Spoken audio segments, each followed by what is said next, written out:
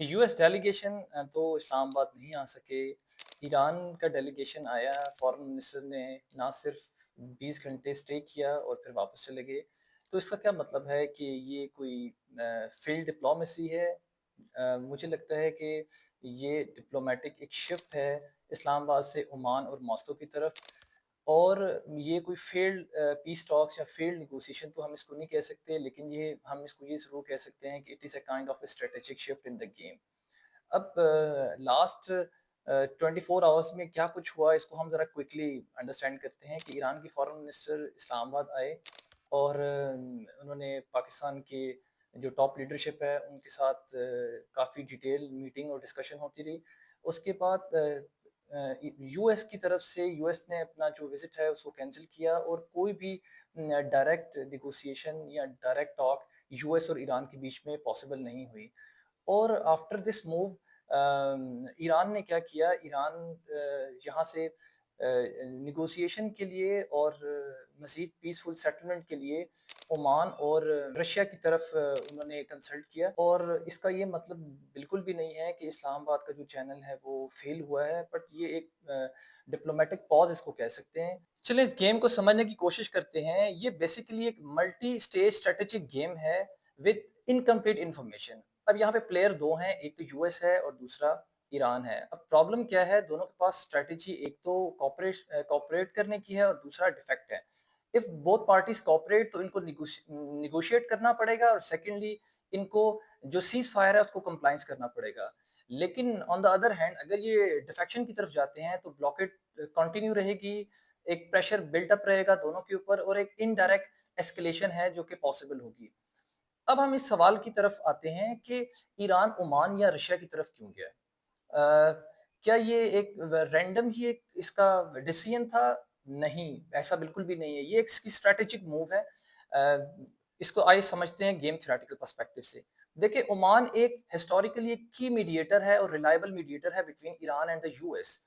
और ओमान क्या करता है, it allows both US and the Iran एक इनडायरेक्ट नेगोशिएशन के लिए इनको अलाउ करता है। सेकेंडली लास्ट में क्या है कि ये न्यूट्रल भी है, एक ट्रस्टेड कम्युनिकेशन चैनल है between the US and Iran. उसके अलावा हम बात करते हैं मॉस्को की। मॉस्को एक स्ट्रेटेजिक एलाय है ईरान का, और मॉस्को के अंदर ये कैपेसिटी है, ये पोटेंशियल है कि वो एक एक्सटर्नल गारंटर बन सकता है इस पीसफुल एग्रीमेंट के लिए। और इसके साथ-साथ जो मॉस्को है, ये पावर बैलेंसिंग है इस गेम के अंदर between the US and Iran. तो अगर हम इसको गेम थ्योरेटिकल टर्म के अंदर इसको समझने की कोशिश करें, सो ये बेसिकली डायरेक्ट बार्गेनिंग जो कि पाकिस्तान में हो रही थी, वहाँ से एक शिफ्ट हुआ है इनडायरेक्ट सिग्नलिंग और कोलिशन गेम, जो कि ओमान और मॉस्को में टेक प्लेस होने का चांस है। अब आते हैं प्रेडिक्शन सेक्शन में। मेरे ख्याल में 3 3 तरह की पॉसिबिलिटीज़ हैं, 3 सिनेरियोज़ हो सकते हैं। पहला सिनेरियो ये है कि ये एक इनडायरेक्ट ब्रेक थ्रू की तरफ जाए, जो कि जिसकी प्रोबेबिलिटी या पॉसिबिलिटी बहुत ज़्यादा ही कम है। उसमें एक ये हो सकता है, फर्स्ट सिनेरियो 1 के अंदर हम ये प्रेडिक्ट करते हैं कि या तो ये ओमान के अंदर ये बहुत सक्सेसफुल हो जाएगा मीडिएशन प्रोसेस, और उसके बाद क्या है कि रशिया गारंटी कंप्लायंस करेगा, और लास्ट में जो कि एक विन विन सिचुएशन या जो एक बड़ी आइडियलिस्टिक सिचुएशन हम कह सकते हैं कि यूएस जो है वो सारे की सारी सैंक्शंस और ये प्रेशर रिलीज कर देगा और एक निगोशिएटेड सेटलमेंट हो जाएगी, जिसकी प्रोबेबिलिटी बहुत ही कम है। ये सिनेरियो 1 है। हम सिनेरियो 2 की तरफ जाते हैं। सिनेरियो 2 जो कि मोर रियलिस्टिक है। Basically it's a frozen conflict. Reality तो यही है कि नो डायरेक्ट टॉक्स हो रही हैं यूएस और ईरान के बीच में। सेकेंडली ये कि जो बैक चैनल डिप्लोमेसी है वो तो चल रही है, हम इस पे एग्री करते हैं। उसके बाद सीज फायर जो होल्ड हुआ हुआ है वो पार्शली है, इनडेफिनेट तो है लेकिन पार्शली है, वो कंप्लीट सीज फायर नहीं है। वो जो सी टेंशन है वो अभी भी चल रही है, स्ट्रेट ऑफ हॉर्मोज की ब्लॉकेड अभी भी कंटिन्यू है। तो इसका ये मतलब है कि नो वॉर है, नो पीस है, लेकिन स्ट्रेटेजिक पॉज है। अभी तक वॉर भी नहीं है लेकिन पीस भी कंप्लीटली नहीं है। अब हम आते हैं सिनेरियो 3 की तरफ। सिनेरियो 3 में ये है कि एक ये सबसे हाई रिस्क और ये सबसे वर्स्ट सिचुएशन हो सकती है थर्ड सिनेरियो में, कि क्या है, मैरीटाइम जो एस्केलेशन है वो कंटिन्यू रहेगी। उसके बाद क्या है कि जो ब्रेकडाउन है वो इनडायरेक्ट डिप्लोमेसी के अंदर हम उसको इसी कन्वर्जन देखते हैं।